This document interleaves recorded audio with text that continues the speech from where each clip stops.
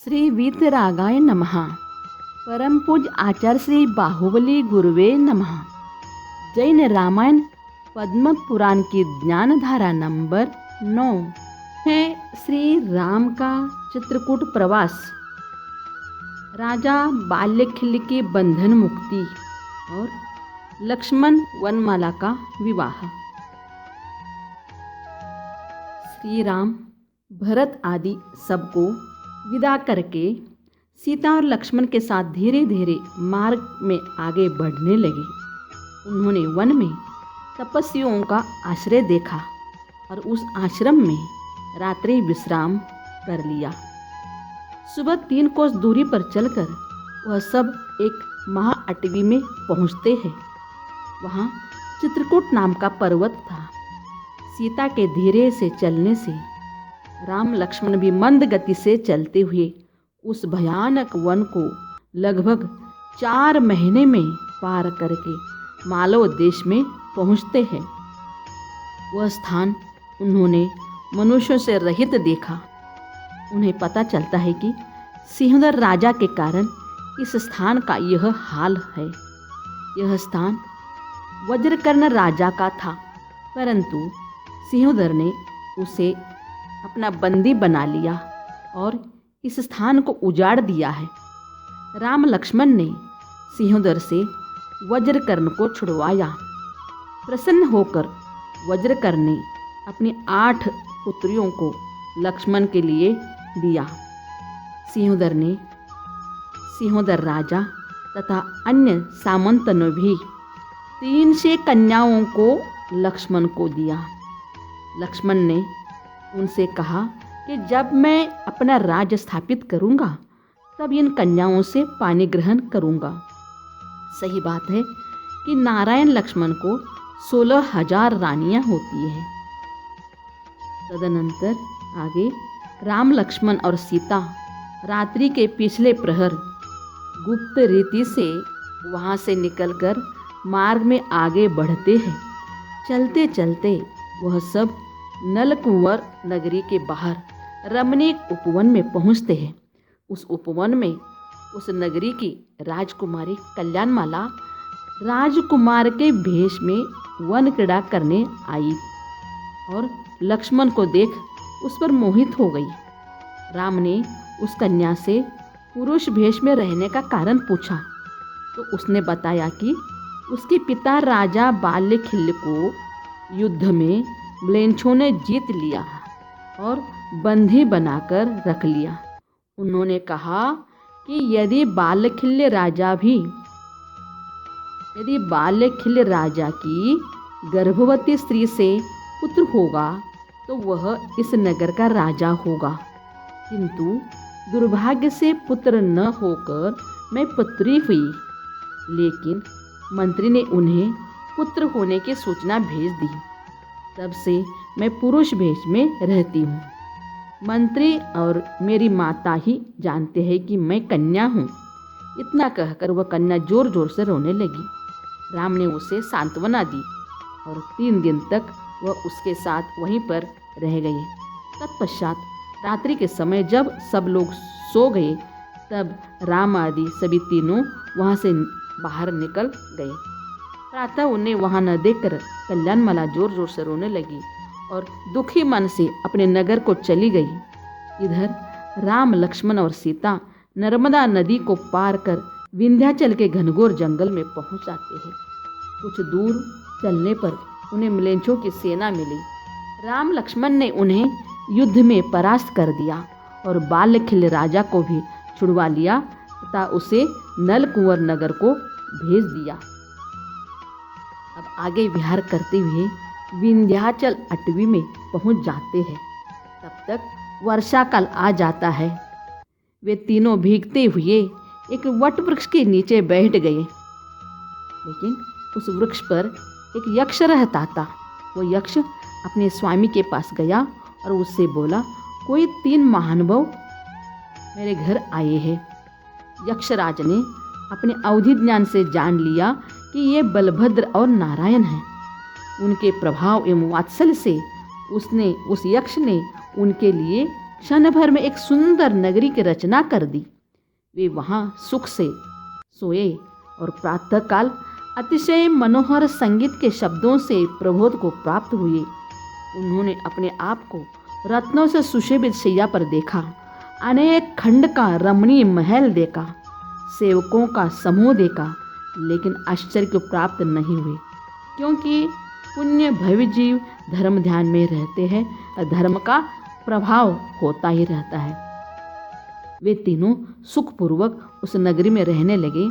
इस नगरी की रचना राम के निमित्त हुई थी, इसलिए पृथ्वी पर वह नगरी रामपुरी नाम से प्रसिद्ध हुई। उन्होंने वर्षाकाल का समय वहीं रामपुर में व्यतीत किया। तत्पश्चात आगे विहार किया। राम, लक्ष्मण और सीता वन को पार कर आगे सूर्यास्त के पूर्व ही विजयपुर नाम के गांव में जा पहुँचे एवं रात्रि वहीं व्यतीत की। इस नगर का राजा पृथ्वीधर था। उसकी रानी का नाम इंद्राणी था। इनके वनमाला नाम की एक अत्यंत सुंदर कन्या थी। वनमाला लक्ष्मण के रूप, गुण और पराक्रम की प्रशंसा पहले सुन चुकी थी, इसलिए लक्ष्मण के साथ ही विवाह करना चाहती थी। जब वनमाला के माता पिता ने सुना कि राजा दशरथ ने दीक्षा ले ली और राम लक्ष्मण पिता के वचनों का पालन करने के लिए कहीं वन को चले गए, तो उन्होंने वनमाला का विवाह इंद्रनगर के राजकुमार बालमित्र से करना निश्चित कर दिया। लेकिन वनमाला लक्ष्मण के अलावा किसी दूसरे पुरुष से विवाह नहीं करना चाहती थी, इसलिए उसने मरने का निश्चय कर लिया और वनमाला सूर्यास्त के पश्चात वन देवी की पूजा के लिए माता पिता से आज्ञा लेकर वन में पहुंची। राम, लक्ष्मण और सीता जहां ठहरे हुए थे, वनमाला वहीं पहुंच जाती है, लेकिन पता नहीं कि ये लोग आए हुए हैं। वो वनमाला वन देवता की पूजा करके आत्मघात की इच्छा से वह एक पेड़ के पास जाती है। वट वृक्ष के नीचे आकर फांसी की तैयारी करके कहती है, हे वन देवता, अगर लक्ष्मण विचरण करते हुए इधर आए तो उनसे कहना कि तुम्हारे विरह में वनमाला मृत्यु को प्राप्त हो गई है।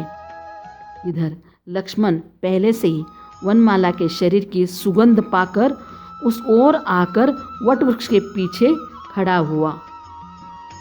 सब सुन रहा था। जैसे ही वनमाला ने मरने की इच्छा से गले में फांसी बांधी, तो तुरंत ही लक्ष्मण ने उसका हाथ पकड़ लिया और उसने कहा कि तुमने लक्ष्मण के बारे में जैसा सुन रखा है वैसा देख लो, मैं वही लक्ष्मण हूँ। वनमाला हर्ष के कारण रोमांचित हो गई। देखे समय की कैसी विचित्रता है कि गले में फांसी डलने वाली थी, पर लक्ष्मण की वरमाला डल गई। दोनों लक्ष्मण और वनमाला दोनों राम और सीता के पास जाते हैं और पूर्वोक्त सारा वृत्तांत बताते हैं। इधर राजा पृथ्वीधर को भी पता चलता है कि लक्ष्मण अपने भाई राम और उनकी पत्नी सीता के साथ आए हैं और वनमाला वहीं है, तो आदर्शपूर्वक उनका अपने नगर में प्रवेश करवाते हैं। वे तीनों अनेक दिन तक राजा पृथ्वीधर के अतिथि होकर वहाँ रहते हैं। अब आगे देखिए कि अतिवीर राजा अतिवीर का पराभव एवं दीक्षा। एक दिन राम लक्ष्मण पृथ्वीधर राजा के पास बैठकर कुछ वार्ता कर रहे थे। तभी वहाँ राजा अतिवीर का दूत आता है। वो बताता है कि राजा अतिवीर अयोध्या के राजा भरत पर आक्रमण करना चाहते हैं, इसलिए आपको शीघ्र बुलाया है। लक्ष्मण दूत से इसका कारण पूछते हैं, तो वो बताता है कि राजा अतिवीर ने राजा भरत से अपनी दासता स्वीकार करने को कहा, परंतु राजा भरत ने मना कर दिया, इसीलिए वह राजा भरत पर आक्रमण करना चाहते हैं। राजा पृथ्वीधर ने दूत से कहा कि तुम मेरे वहाँ आने का संदेश राजा अतिवीर को दो, परंतु राम, लक्ष्मण, सीता और पृथ्वीधर राजा के 100 पुत्र अतिवीर के नगर के समीप पहुँच जाते हैं। वह सब मिलकर सलाह करते हैं कि राजा अतिवीर को हमें गुप्त रूप से परास्त करना होगा, क्योंकि उसकी सैन्य शक्ति और पराक्रम बहुत अधिक है। राम ने वहाँ आरिकों से सहित एक जिन मंदिर देखा और सीता को उनके पास रखकर राजा अतिवीर को जीतने के लिए चले जाते हैं। अब आगे क्या होता है देखते हैं। राम ने स्वयं को नृत्यकारिणी नर्तकी का भेष बनाया और लक्ष्मण आदि अन्य राजपुत्रों ने स्त्रियों के वेश धारण किए। सब लोगों के साथ राम लीलापूर्वक राजमहल के द्वार पर पहुंच गए और मधुर स्वर में गीत गाना शुरू कर दिया। उनका मधुर संगीत सुनकर राजा अतिवीर्य उनके पास खींचा चला गया। उन्होंने अपने नृत्य और हाव भाव से सबको मोहित कर दिया। नृत्य करते करते उस नृत्यकारिणी ने राजा भरत की प्रशंसा की, जिसे सुनकर राजा अतिवीर्य अत्यधिक क्रोधित हो उठा।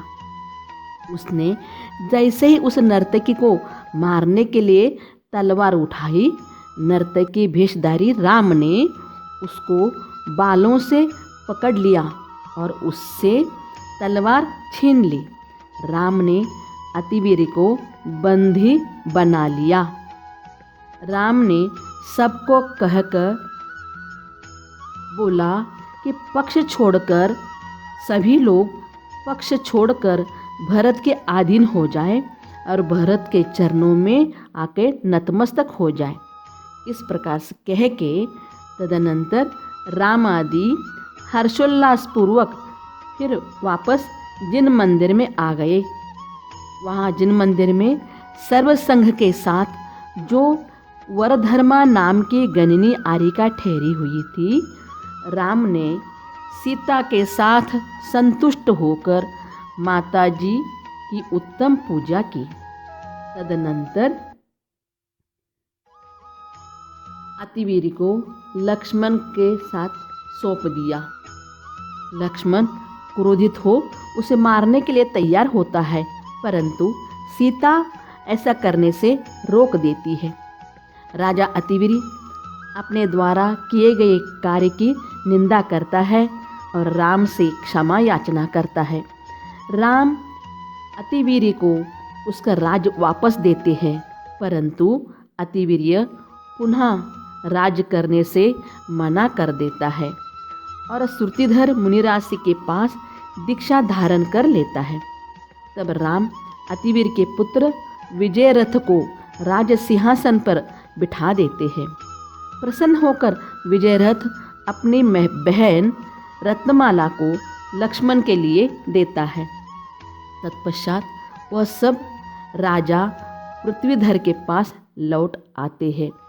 भरत को जब पता चलता है कि अतिवीर को किसी नर्तकी ने बंदी बना लिया था, तो वह विचार करता है जरूर किसी शासन देवी ने नर्तकी के रूप में आकर हमारी मदद की है। विजयरथ अपनी दूसरी बहन विजय सुंदरी को भरत के लिए देता है। राजा पृथ्वीधर के नगर में कुछ दिन रहने के पश्चात एक दिन वह रात्रि में गुप्त रूप से निकलकर क्षेमांजलि नगर का अत्यंत सुंदर उद्यान में पहुंचते हैं। लक्ष्मण नगर की शोभा देखते जाते हैं। तब उन्हें वहाँ के लोगों से पता चलता है कि यहाँ के राजा शत्रुदमन की अत्यंत सुंदर जितपद्मा नाम की कन्या है। राजा ने अपनी कन्या के विवाह के लिए एक शर्त रखी है, जो पुरुष राजा द्वारा छोड़ी गई शक्ति को झेलेगा वही जितपद्मा का पति होगा। सभी को अपना जीवन प्यारा होता है, इसलिए कोई भी उस शक्ति को ग्रहण करने के लिए तैयार नहीं होता। इसलिए वह कन्या पुरुष से द्वेष करती है। यह सब वृत्तांत सुन के लक्ष्मण राजा शत्रुदमन के पास पहुंच जाता है। वह राजा से कहता है कि हे राजन, आप अपनी शक्ति छोड़ दो, मैं झेल लूँगा। तब राजा शत्रुदमन उस पर 5 शक्ति छोड़ देता है, परंतु लक्ष्मण उन सब को सहजता से झेल लेता है। राजा शत्रुदमन अपनी प्रतिज्ञा अनुसार जित पद्मा को लक्ष्मण के लिए दे देता है। राजा शत्रुदमन आदरपूर्वक राम और सीता को भी अपने महल में ले आता है। वे सब कई दिनों तक क्षेमांजलि नगर में रहते हैं। इन पुण्य पुरुषों के समस्त साधन देवोपनीत थे। तत्पश्चात आगे के लिए विहार कर देते हैं।